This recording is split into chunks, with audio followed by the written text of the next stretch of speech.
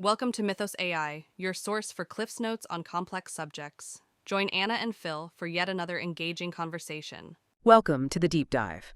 Today, we're taking a deep plunge into a topic that's not just about tiny silicon chips, but really about the very heartbeat of an entire continent, Europe's semiconductor sovereignty. It's a complex, almost existential challenge, with massive implications for everything from the car you drive to the cutting-edge AI transforming our world. Our mission for this deep dive is to unpack why these chips have become such a critical test of Europe's strategic independence, pinpoint where its real strengths lie, and perhaps more importantly, where its vulnerabilities are laid bare. So let's unpack this right away. Why have semiconductors become the decisive test of Europe's sovereignty? What makes them so utterly crucial? You've hit on the core point there. Chips are, quite simply, the nervous system of modern society. Imagine trying to run anything from our energy grids and military systems to advanced AI research without them. It's just impossible. Now, Europe does have specific strengths, often in niche areas, that's true, but it also faces critical, almost alarming dependencies in other parts of the supply chain. It's truly a make-or-break situation. This deep dive really feels like it fits into a much larger conversation about Europe's future, doesn't it? Where does this specific challenge with semiconductors sit within that broader narrative? It's absolutely central. I mean, this is part of a broader series looking at Europe's structural challenges. And it gains urgency, particularly in the wake of Mario Draghi's recent call back in August for a significant federal leap for the continent. Semiconductors are arguably the toughest test Europe faces right now. Because while it boasts world-class players like, the Dutch giant ASML, Right. it currently lacks true autonomy over the most critical parts of the overall supply chain. This isn't just an economic issue, it's deeply strategic. Okay, so to truly grasp Europe's position, we need to go layer by layer, almost like peeling an onion. Let's start at the very beginning. The brain of the chip, the design and intellectual property. Where does Europe stand here, and what are its key dependencies? Well, Europe actually has a strong historical footing in intellectual property, largely thanks to ARM. It's a UK-based company, though its ownership structure is more complex now, but its designs are a cornerstone of mobile computing globally. And the continent is also actively exploring open standards like RISC-V. RISC-V. Yeah, it's an open-source alternative design standard. There are initiatives like the European Processor Initiative, EPI, pushing for homegrown processors for things like high-performance computing and AI. Okay. But here's the kicker. The critical vulnerability lies in electronic design automation, or EDA, tools. EDA tools. That's the software. Exactly. It's the sophisticated software essential for designing and verifying every modern chip. And the market here is dominated by a U.S. oligopoly. We're talking giants like Synopsys and Cadence. So the dependency is on American software. Precisely. The vulnerability is stark. Even if Europe designs a brilliant sovereign chip, its actual production can still be paralyzed by a U.S. export order on this essential EDA software. And that software operates with extraterritorial reach. It doesn't matter where you are using it. Wow. So it's not just about making the chips, but having the fundamental software tools to design them in the first place. That's a significant choke point right at the very start. Okay, let's move from the drawing board to the factory floor. What about the manufacturing, the front-end fabs where chips are actually made? What does Europe's landscape look like there? Europe's primary strength lies in what we call mature node process technologies. Mature nodes. Meaning chips that are, say, 22 nanometers and larger. They're not the absolute cutting edge, but they are the workhorses. These make up about 3/4 of global demand. They're absolutely vital for industries like Europe's automotive sector, industrial automation, defense. Right, we saw that during the pandemic, the car factory shut down. Exactly. That was a direct result of shortages in precisely these kinds of chips. And European firms like Infineon, STMicroelectronics, NXP, they are global leaders here. The EU Chips Act is driving significant investment now. We're seeing plans for new fabs like the ESMC joint venture in Dresden. That's TSMC with Bosch, Infineon, NXP. Yes. And Intel also plans a very advanced fab in Magdeburg, though that's facing some delays, maybe 2029, 2030. But here's the critical gap. These investments largely target those mature nodes, maybe down to 16 or 12 nanometers. They're not focused on the bleeding edge, sub-7 nanometer production. Which is needed for advanced AI. Exactly. AI, high-performance computing, that realm is still dominated by Taiwan, primarily TSMC, and South Korea's Samsung. And the European Court of Auditors They've even stated that the EU's goal of hitting a 20% global production share is very unlikely under the current fragmented system. That picture of Europe excelling in foundational chips but falling behind in the ultramodern, that really sticks with me. But let's look at the actual tools needed to build any of these chips, the incredibly complex machinery. ASML often comes up here, right? What's Europe's leverage or maybe lack thereof in that crucial equipment space? Right, ASML, Yeah. the Dutch company. It's undeniably Europe's most potent strategic asset in this whole game. They are the world's sole supplier of extreme ultraviolet, or EUV, lithography machines. EUV, that's the key for the most advanced chips. It is. These are the foundational tools required for producing those advanced sub-7 nanometer chips everyone wants. This gives Europe immense, almost unique leverage. I mean, look at ASML's revenue over $28 billion in 2024. It just underscores their power. So that sounds like a major strength. Where's the catch? Well, this strength is a double-edged sword. ASML's near monopoly makes it a prime target for U.S. export controls, particularly controls aimed at restricting technology access for rivals like China. So the U.S. can restrict what ASML sells, even though it's a Dutch company. Yes. U.S. extraterritorial law can compel ASML to comply with Washington's foreign policy objectives, regardless of where ASML is located or who the customer is. This reveals a significant weakness for Europe. It lacks a unified export control policy. Its most critical firms can be directly influenced, even dictated to, by a foreign power. That certainly makes Europe's biggest strength a potential geopolitical liability. Very tricky. What about the more basic building blocks, things like materials, chemicals, specialized gases? Is Europe more self-sufficient there? Europe does hold a stronger position in these upstream areas. German giants like Merck and BASF have significant global market shares in specialty chemicals and materials. So that provides some strategic depth, which is definitely good. But it's not complete independence. No, not entirely. Dependencies still exist. For instance, there's a reliance on Japanese firms for things like photoresists and pellicles, which are critical for the lithography process. And remember the neon gas issue, crucial for advanced lasers in lithography. The supply was heavily disrupted by the Ukraine crisis, as much of it was purified there. Right, another unexpected vulnerability. So, while stronger than in other areas, it's still not entirely self-sufficient. There are choke points even here. It's genuinely mind-boggling how quickly the game changes in this industry. I'm hearing more and more about advanced packaging being just as critical as the chips themselves now. Can you break down for us, maybe in simple terms, why this back-end segment has suddenly become what some are calling Europe's most profound vulnerability? Absolutely. And it has become profoundly critical. Think of advanced packaging as the sophisticated way you assemble complex systems. It's not just putting a chip in a plastic case anymore. It's about integrating multiple specialized chiplets, maybe a CPU, a GPU, memory, very tightly together, often in 2.5D or 3D structures, to make them function like one super powerful chip. So like building mini cities out of specialized chip buildings. That's a good analogy. Yeah. And this is where Europe has a near total absence of industrial scale capacity. We're talking 2.5D, 3D packaging, integrating high bandwidth memory or HBM. Europe holds maybe 3 to 4.5% global share here. It's almost nothing at the industrial level. And why is that suddenly so critical? Because techniques like heterogeneous integration, mixing, and matching chiplets and these advanced packaging methods are completely redefining how next-generation AI, high-performance computing, and even defense systems are built. Without this capability, Europe simply cannot integrate the most advanced components into functional systems, even if it could design or manufacture the individual chiplets. So you could have the parts, but no way to assemble the high-performance engine. Exactly. The EU Chips Act has launched some pilot lines like Apex, led by Fraunhofer, for R&D. They're doing great work on cutting-edge stuff. But here's the crucial point. There's a massive lab-to-fab chasm. Apex is for research and prototyping. It's not an industrial-scale foundry.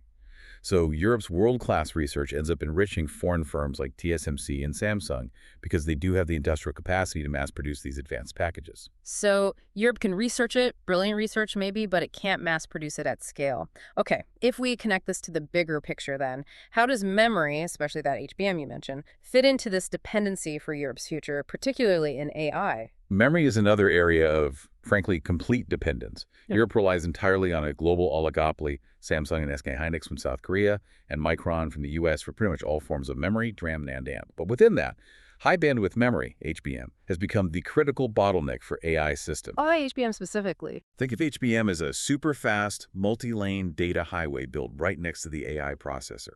It delivers the massive amounts of data that AI accelerators constantly need to crunch. It's specialized 3D stacked memory, basically memory chips piled vertically on top of each other to slash the time it takes data to travel. Without that massive bandwidth, even the smartest AI chips are just starved. And Europe doesn't make this HBM. Not at all. And the technology is moving incredibly fast, generational shifts every 2 years or so. Supply is so constrained that vendors are booked solid, sometimes over a year in advance. So this lack of domestic HBM production, combined with the lack of advanced packaging capacity we just discussed, it creates a potential cascading failure point for Europe's AI ambitions. How so? Because Europe can't produce the advanced logic dies, like the GPUs or AI accelerators themselves, in volume. And it can't integrate the crucial HBM needed to make them function, even if it could somehow source the logic dies from elsewhere. It's a dual dependency. A disruption in Asian HBM supply could effectively paralyze Europe's entire AI ecosystem build-out. That truly sounds like a critical vulnerability. Which brings us to an even more fundamental question. What about the actual brains of AI, the accelerators themselves, and the overall compute supply? Where does Europe stand there? This is perhaps the starkest dependency of all. The hardware foundation of the AI revolution, the AI accelerator, predominantly GPUs right now, is overwhelmingly dominated by U.S. firms. NVIDIA holds a commanding, almost monopolistic 80–90% market share. AMD is the primary challenger, but still a distant second. So near total reliance on basically one or two American companies. Yes, and this near-total reliance on essentially one foreign firm for foundational AI technology is a direct threat to Europe's strategic autonomy. Remember, these firms are subject to U.S. export controls. Washington's foreign policy objectives can directly impact Europe's access to the very tools needed for its AI development. And it gets worse, doesn't it? What about cloud computing? Exactly. It compounds the issue. The concentration of advanced compute power needed for training large AI models resides primarily in U.S.-based cloud platforms, Amazon Web Services, Microsoft Azure, Google Cloud. So European firms often have no choice but to rely on these platforms, subjecting their intellectual property, their data, and their models to foreign regulations and potentially foreign surveillance. Which makes claims of digital sovereignty ring a bit hollow. It makes them look like an illusion, frankly. A simple policy shift in Washington, or an export ban, could halt Europe's AI progress overnight. That impacts everything from economic competitiveness to national security. So, we've painted this stark picture of Europe's dependencies within the chip-making world, technology by technology. But this isn't just about factories and designs, it's a global chessboard. Let's zoom out. What are the massive geopolitical currents and external forces that Europe simply cannot control, but which could derail any of its semiconductor ambitions? Right, beyond Europe's internal supply chain gaps, you have these massive external geopolitical forces. The most significant risk, the one everyone worries about, is the Taiwan Strait.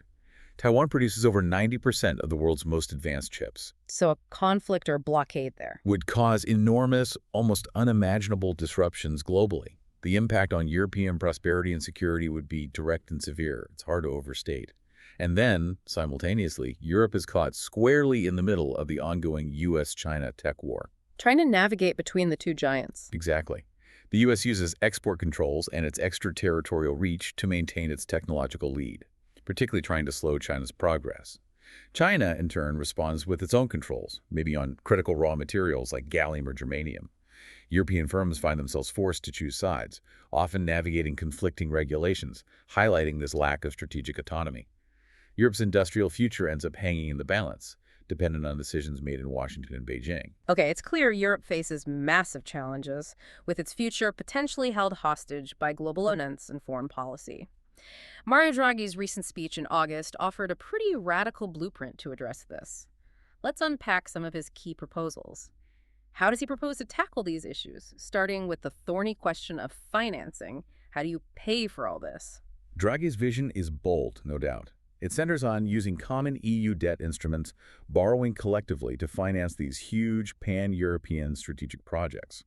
These are projects like building cutting-edge fabs or advanced packaging facilities that are just too big and too risky for individual member states to shoulder alone. Common debt. That's always controversial in Europe. It is. He frames it as good debt, borrowing for productive long-term investments that boost competitiveness and security.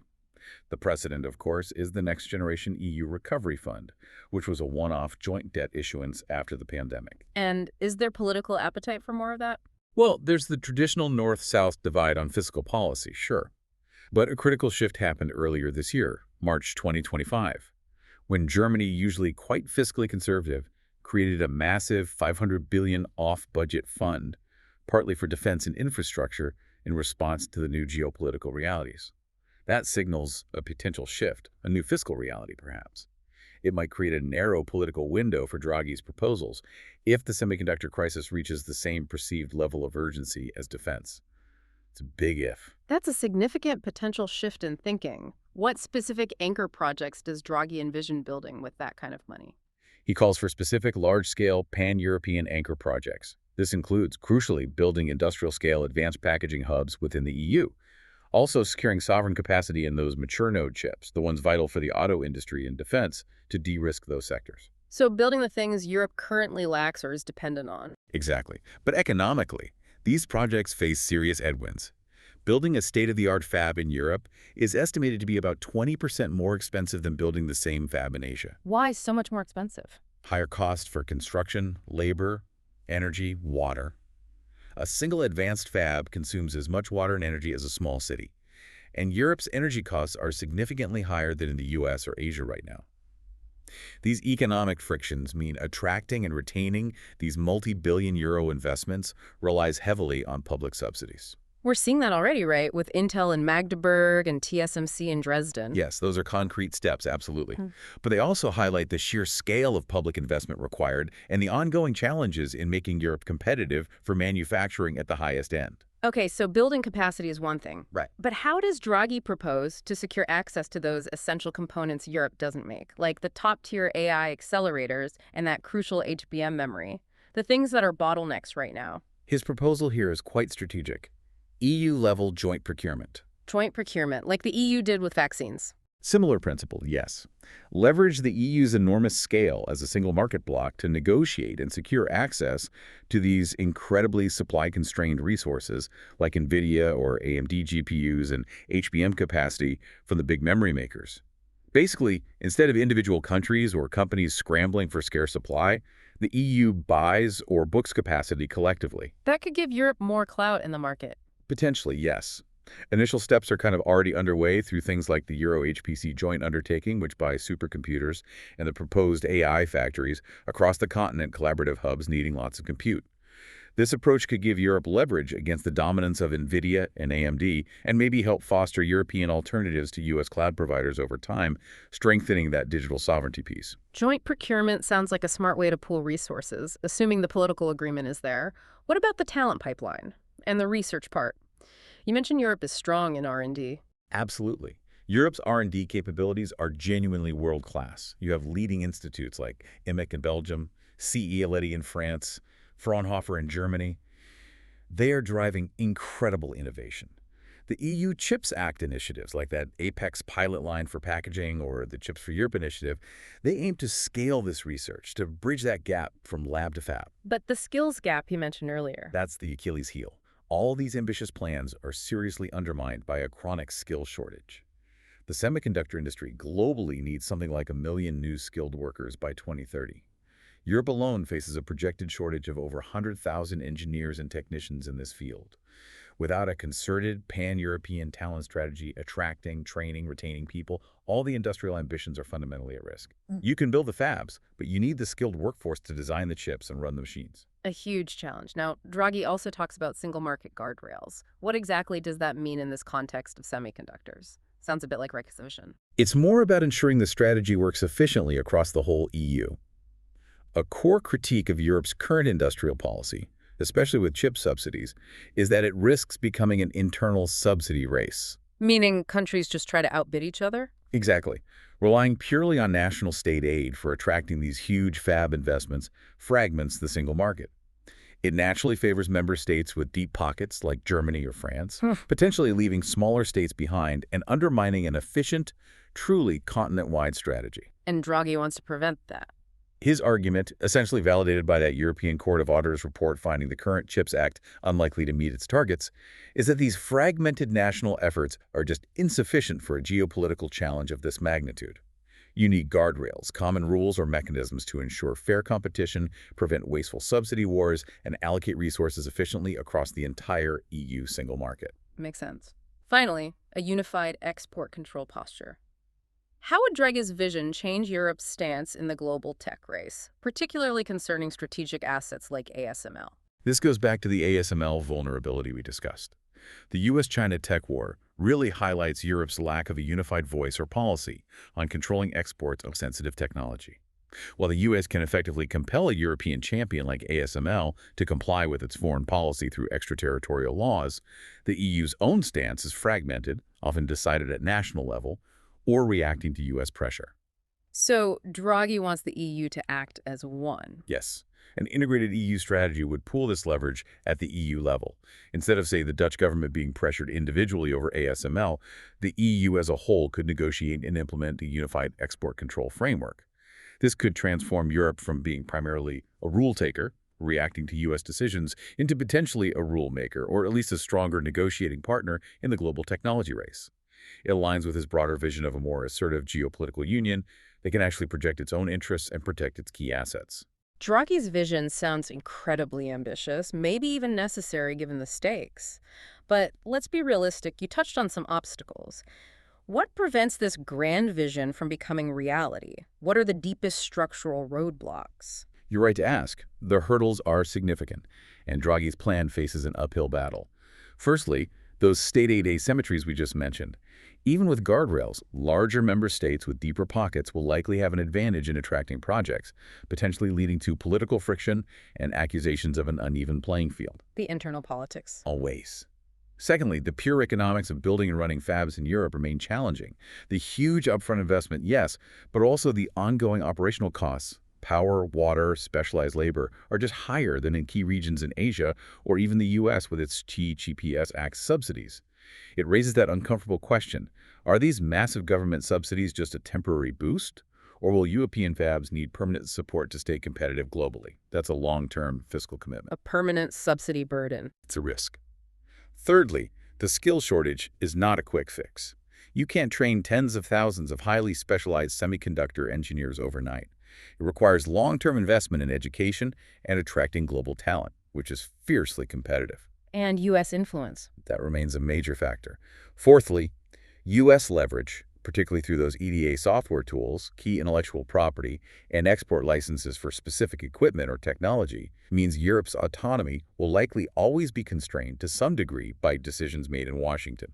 Full sovereignty might be unattainable. So dependency remains to some extent. Likely, yes. Finally, there's the fundamental political challenge of governance. Who decides where these multi-billion euro pan-European facilities get built? How are scarce resources allocated between different projects and regions?